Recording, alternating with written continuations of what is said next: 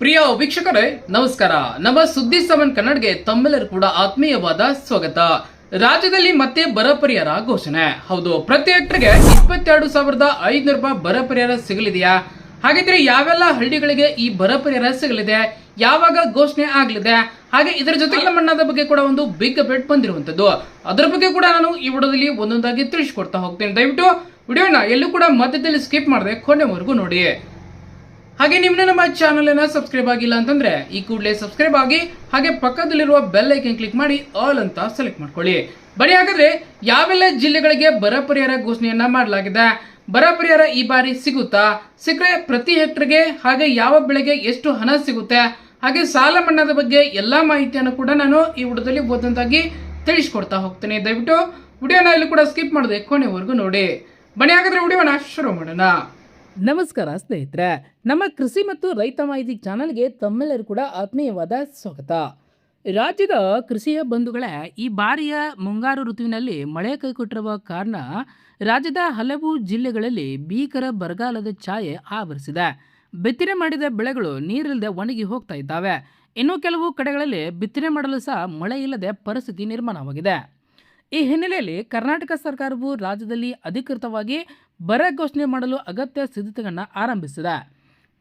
ಇಂದಿನ ವಿಡಿಯೋದಲ್ಲಿ ನಾವು ಈ ಪ್ರಮುಖ ವಿಷಯಗಳ ಬಗ್ಗೆ ಇಲ್ಲಿ ಚರ್ಚಿಸಲಿದ್ದೇವೆ. ಅದೇನಪ್ಪ ಅಂತಂದರೆ, ರಾಜ್ಯದಲ್ಲಿ ಎಷ್ಟು ತಾಲೂಕುಗಳಲ್ಲಿ ತೀವ್ರ ಮಳೆ ಕೊರತೆ ಎದುರಾಗಿದೆ, ಹಾಗೆ ಸರ್ಕಾರವು ಈ ಒಂದು ಪ್ರದೇಶವನ್ನು ಬರಪೀಡಿತ ಎಂದು ಘೋಷಿಸಲು ಬಳಸುವ 4 ಪ್ರಮುಖ ಮಾನದಂಡನೆಗಳು ಯಾವ್ಯಾವು, ರೈತರಿಗೆ ಸಿಗಬಹುದಾದ ಗರಿಷ್ಠ 22,500 ರೂಪಾಯಿ ಬೆಳೆ ಹಾನಿ ಪರಿಹಾರ ನಿಯಮಗಳೇನು, ಯಾರಿಗೆಲ್ಲ ಈ ಹಣ ಸಿಗುತ್ತೆ, ಹಾಗೆ ಪರಿಹಾರ ಪಡೆಯಲು ರೈತರು ಈಗಿನಿಂದಲೇ ಮಾಡಬೇಕಾದ ಅಗತ್ಯ ಮುನ್ನೆಚ್ಚರಿಕೆಗಳು ಯಾವ್ಯಾವು ಎಲ್ಲವನ್ನು ಕೂಡ ನಾನು ಈ ವಿಡಿಯೋದಲ್ಲಿ ತಿಳಿಸ್ಕೊಡ್ತಾ ಹೋಗ್ತೀನಿ.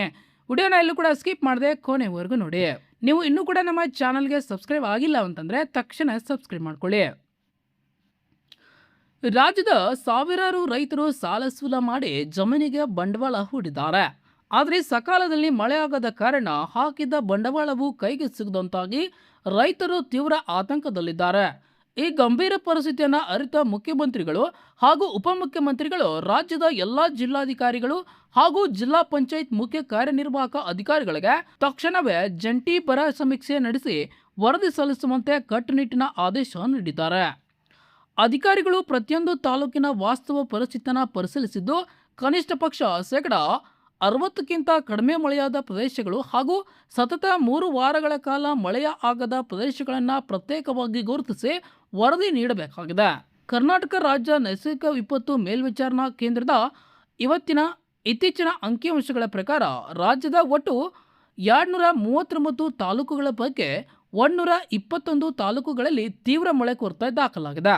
ಇದರಲ್ಲಿ 11 ತಾಲೂಕುಗಳು ಅತ್ಯಂತ ಭೀಕರ ಮಳೆ ಅಭಾವವನ್ನು ಎದುರಿಸುತ್ತಿವೆ. ಈ ಪರಿಸ್ಥಿತಿಯಿಂದಾಗಿ ಕೃಷಿ ಚಟುವಟಿಕೆಗಳು ಸಂಪೂರ್ಣವಾಗಿ ನೆಲಕಚ್ಚಿದ್ದು ಬೃಹತ್ ಪ್ರಮಾಣದ ಬೆಳೆ ನಷ್ಟ ಉಂಟಾಗಿದೆ. ಯಾವುದೇ ಒಂದು ತಾಲೂಕನ್ನು ಸರ್ಕಾರವು ಅಧಿಕೃತವಾಗಿ ಬರಪೀಡಿತ ಎಂದು ಘೋಷಿಸಲು 4 ಮುಖ್ಯ ವೈಜ್ಞಾನಿಕ ಮಾನದಂಡನೆಗಳು ಪರಿಶೀಲಿಸುತ್ತದೆ. ಈ 4ರಲ್ಲಿ ಕನಿಷ್ಠ 3 ಮಾನದಂಡನೆಗಳು ಪೂರ್ಣಗೊಂಡರೆ ಅದನ್ನು ತೀವ್ರ ಬರಪೀಡಿತ ಪ್ರದೇಶ ಎಂದು, 2 ಮಾನದಂಡನೆಗಳ ಪೂರ್ಣಗೊಂಡರೆ ಮಾಧ್ಯಮ ಬರಪೀಡಿತ ಪ್ರದೇಶ ಎಂದು ಪರಿಗಣಿಸಲಾಗುತ್ತದೆ. ಅವು ಈ ರೀತಿ ಇವೆ. ಮೊದಲನೇದಾಗಿ ಮಳೆಯ ಅಭಾವ.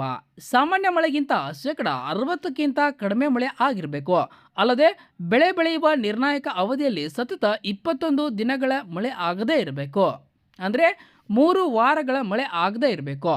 ನಂತರ ಕೃಷಿ ಸ್ಥಿತಿಗತಿ ಹಾಗೂ ಮಣ್ಣಿನ ತೇವಾಂಶ ಅದನ್ನು ಚೆಕ್ ಮಾಡ್ತಾರೆ. ಅಂದರೆ ಸಾಮಾನ್ಯ ಬಿತ್ತನೆ ಪ್ರದೇಶದ 25ಕ್ಕಿಂತ ಕಡಿಮೆ ಪ್ರದೇಶದಲ್ಲಿ ಬಿತ್ತನೆ ಆಗಿರಬೇಕು.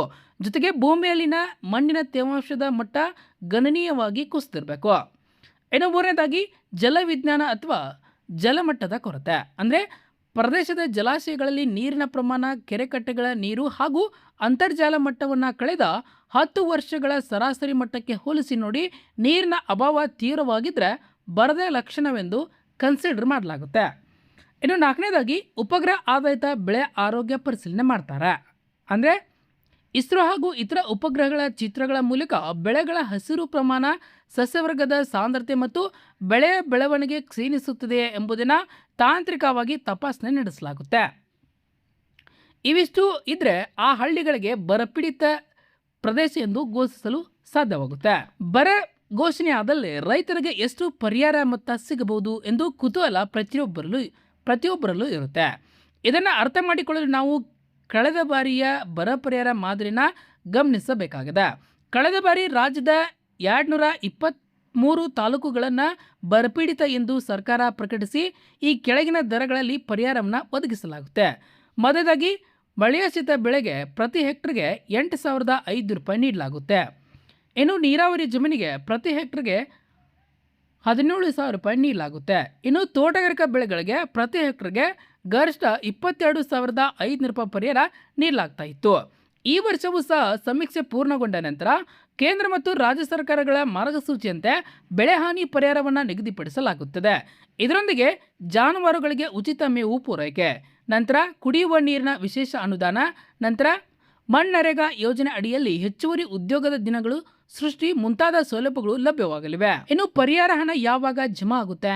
ಹೌದು, ಅನೇಕ ರೈತರು ಬರ ಪರಿಹಾರ ಘೋಷಣೆ ತಕ್ಷಣವೇ ಖಾತೆಗೆ ಹಣ ಬರುತ್ತೆ ಎಂದು ಭಾವಿಸ್ತಾರೆ. ಆದರೆ ಅದು ಸರಿಯಲ್ಲ. ಹಣ ನಿಮ್ಮ ಬ್ಯಾಂಕ್ ಖಾತೆಗೆ ತಲುಪಲು ಈ ಕೆಳಗಿನ ಪ್ರಮುಖ ಪ್ರಕ್ರಿಯೆಯು ಪೂರ್ಣಗೊಳ್ಳಬೇಕು. ಮೊದಲಾಗಿ ಅಧಿಕೃತ ಘೋಷಣೆ ಆಗಬೇಕು. ಅದು ಪ್ರತಿಯೊಂದು ತಾಲೂಕಿನ ವರದಿ ಆಧರಿಸಿ ಸರ್ಕಾರ ಬರಪೀಡಿತ ಪಟ್ಟಿ ಬಿಡುಗಡೆ ಮಾಡಬೇಕು. ನಂತರ ಬೆಳೆ ಸಮೀಕ್ಷೆ ಮಾಹಿತಿ ಕ್ರೋಢೀಕರಣ ಆಗಬೇಕು. ಹಾನಿಗೊಳಗಾದ ಒಟ್ಟು ಎಕರೆ ವಿಸ್ತೀರ್ಣದ ಮಾಹಿತಿ ಕಲೆ ಹಾಕುವುದು. ನಂತರ ಕೇಂದ್ರಕ್ಕೆ ವರದಿ ಸಲ್ಲಿಕೆ ಆಗಬೇಕು. ನಂತರ ಅನುದಾನ ಬಿಡುಗಡೆ ಆಗುತ್ತೆ. ರಾಜ್ಯ ಸರ್ಕಾರವು ಕೂಡ ಕೇಂದ್ರಕ್ಕೆ ಪ್ರಸ್ತಾವನೆ ಸಲ್ಲಿಸಿ ಅನುಮೋದನೆ ಪಡೆದು ಅನುದಾನ ಬಿಡುಗಡೆ ಮಾಡುತ್ತೆ. ನಂತರ DBT ಮೂಲಕ ನೇರವಾಗಿ ನಿಮ್ಮ ಖಾತೆಗೆ ಜಮಾ ಆಗುವಂಥದ್ದು. ಆದ್ದರಿಂದ ಸೋಷಿಯಲ್ ಮೀಡಿಯಾದಲ್ಲಿ ಹರಿದಾಡುವ ಸುಳ್ಳು ವದಂತಿಗಳನ್ನು ನಂಬದೆ ಸರ್ಕಾರದ ಅಧಿಕೃತ ಪ್ರಕಟಣೆಗಾಗಿ ನೀವು ಕಾಯಬೇಕು. ಸ್ನೇಹಿತರೆ, ರಾಜ್ಯದಲ್ಲಿ ಮಳೆ ಅಭಾವದಿಂದ ಸಂಕಷ್ಟದಲ್ಲಿರುವ ಕೃಷಿಕರಿಗೆ ನೆರವಾಗಲು ಸರ್ಕಾರ ಬರ ಸಮೀಕ್ಷೆಯನ್ನು ಚುರುಕುಗೊಳಿಸಿದೆ. ಮುಂದಿನ ದಿನಗಳಲ್ಲಿ ಬರ ತಾಲೂಕುಗಳ ಅಂತಿಮ ಪಟ್ಟಿ ಪ್ರಕಟವಾದ ತಕ್ಷಣವೇ ನಮ್ಮ ಚಾನಲಲ್ಲಿ ನಾವು ಪ್ರಪ್ರಥಮವಾಗಿ ಮಾಹಿತಿ ನೀಡಿದ್ದೇವೆ. ನಿಮ್ಮ ಊರಿನಲ್ಲಿ ಈ ಬಾರಿ ಮಳೆ ಹೇಗಿದೆ? ನಿಮ್ಮ ಜಮೀನಿನಲ್ಲಿ ಯಾವ ಬೆಳೆ ಒಣಗಿ ನಷ್ಟ ಉಂಟಾಗಿದೆ? ಹಾಗೂ ನಿಮ್ಮ ತಾಲೂಕನ್ನು ಬರಪೀಡಿತ ಎಂದು ಘೋಷಿಸಬೇಕೆ ಎಂಬ ನಿಮ್ಮ ಅಭಿಪ್ರಾಯವನ್ನು ನಮ್ಮ ಕಮೆಂಟ್ ಬಾಕ್ಸಲ್ಲಿ ಕಮೆಂಟ್ ಮಾಡಿ ತಿಳಿಸಿ. ನೋಡಿದ್ರಲ್ಲ ಸ್ನೇಹಿತರೆ, ಇದಿಷ್ಟು ಇವತ್ತಿನ ಮಾಹಿತಿ ಆಗಿದೆ. ಮತ್ತೆ ಮುಂದಿನ ನೋಡೋದಲ್ಲಿ ಸಾಲ ಮನ್ನಾದ ಬಗ್ಗೆ ಹೆಚ್ಚಿನ ಮಾಹಿತಿಯನ್ನ ಹಾಗೂ ಬರ ಪರಿಹಾರ ಯಾವ ಜಿಲ್ಲೆಗೆ ಮೊದಲು ಜಮಾ ಆಗಲಿದೆ ಎಂಬುದನ್ನು ಕೂಡ ಮುಂದಿನ ನೋಡೋದಲ್ಲಿ ತಿಳಿಸಿಕೊಡ್ತಾ ಹೋಗ್ತೇನೆ. ದಯವಿಟ್ಟು ಇಲ್ಲಿವರೆಗೂ ನಮ್ಮ ವಿಡಿಯೋನ ನೋಡಿದ್ದಕ್ಕಾಗಿ ಧನ್ಯವಾದಗಳು. ನಮಸ್ಕಾರ.